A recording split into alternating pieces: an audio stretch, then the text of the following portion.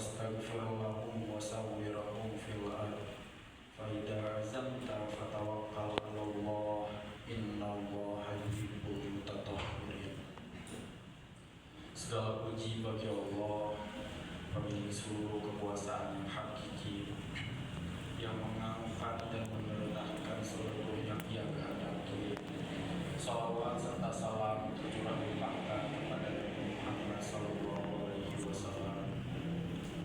seorang pemimpin yang agung yang telah mengajarkan kepada kita bahwasannya amanah adalah bahwasannya kepemimpinan adalah amanah, bukan hadiah. Bahwasannya kepemimpinan adalah pertanggungjawaban, bukan alat penguasa. Pada kesempatan kali ini izinkan saya untuk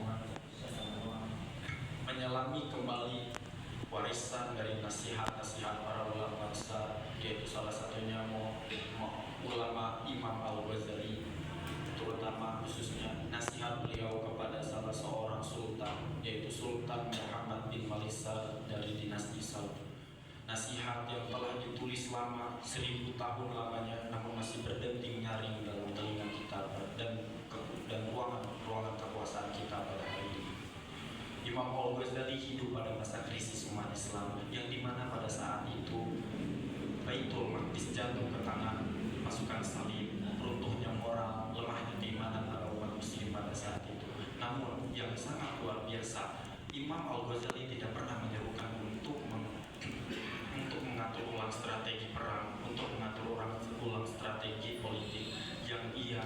Yang luar biasa, ia hanya mengajak umat muslim untuk kembali kepada Tuhan, membenahi pondasi, bukan hanya institusi. Bahkan ketika Sultan Muhammad bin Malisar meminta nasihat kepada beliau tidak berbicara tentang program kerja, beliau tidak berbicara tentang kesultanan, beliau tidak berbicara tentang politik. Yang beliau bicarakan adalah tentang keadilan, tentang keimanan, karena menurut beliau keimanan adalah akar dari keadilan.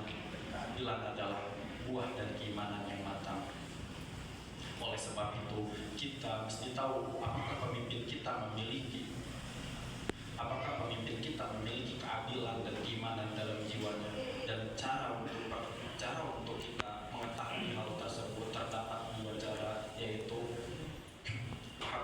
kita dapat melihatnya keimanan beliau terhadap syariat. Yang pertama, hablum minallah, bagaimana hubungannya dengan Allah, dan hubungan dengan Allah ini dapat terlihat melalui ketaatan terhadap perintahnya dan menjauhi larangan. Yang kedua adalah melalui hablum minannas, bagaimana cara seorang pemimpin menjalankan hubungan sesama makhluk, bagaimana seorang pemimpin menjalin hubungan dengan masyarakatnya.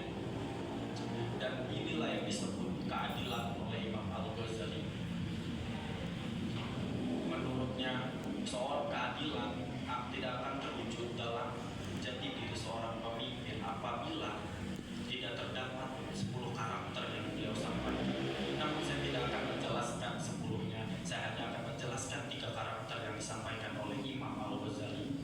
Yang pertama adalah seorang pemimpin yang adil mestinya tahu apa dampak dan resiko yang ia dapatkan dari kepemimpinan dan kekuasaan yang ia pegang. Seorang pemimpin yang adil mestinya ketika menjalankan kepemimpinannya dengan baik, dengan benar, tidak mengkhianati, tidak menyeleweng, maka ia akan mendapat ridho Allah baik itu di dunia dan di akhirat. Namun sebaliknya, ketika seorang pemimpin sudah menyeleweng, sudah mengkhianati kepemimpinannya hanya karena hawa nafsunya, maka sebaliknya ia akan mendapat siksaan baik itu di dunia dan di akhirat. Yang kedua adalah seorang pemimpin yang memiliki keimanan dalam jiwanya, ia akan selalu mengejar dan mendengar nasihat dari para ulama dan menjauhi ulama su.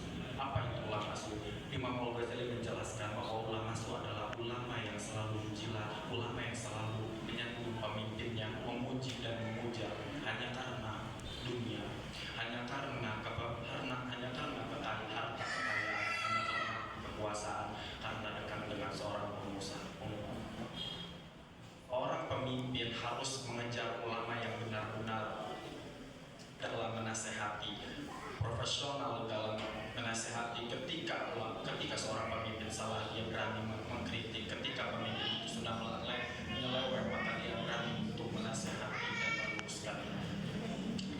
ketiga adalah seorang pemimpin yang memiliki keadilan dan keimanan dalam jiwanya.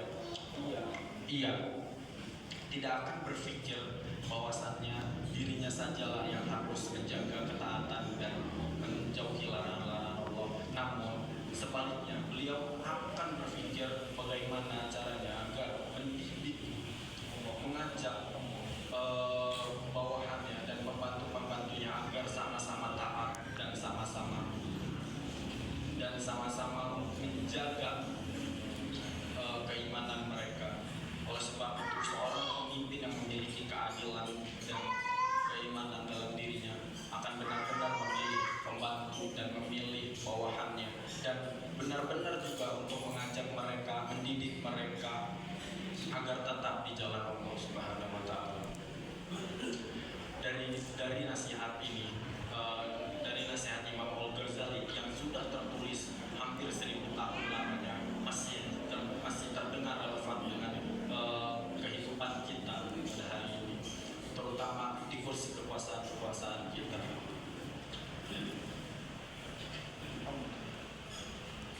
Kesimpulan yang bisa saya ambil dari nasihat Imam Al-Ghazali adalah tidak perlu menunggu untuk menjadi seorang yang besar, tidak perlu menunggu untuk menjadi seorang presiden, tidak perlu menunggu untuk menjadi seorang anggota DPR untuk menjadi pemimpin yang baik dan benar, untuk menjadi pemimpin yang memiliki jiwa yang adil, memiliki keimanan di dalam jiwanya.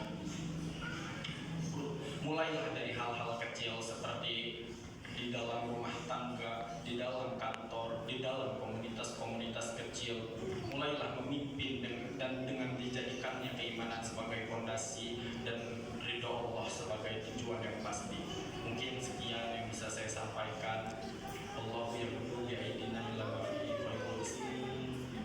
Assalamualaikum warahmatullahi wabarakatuh. Waalaikumsalam warahmatullahi wabarakatuh.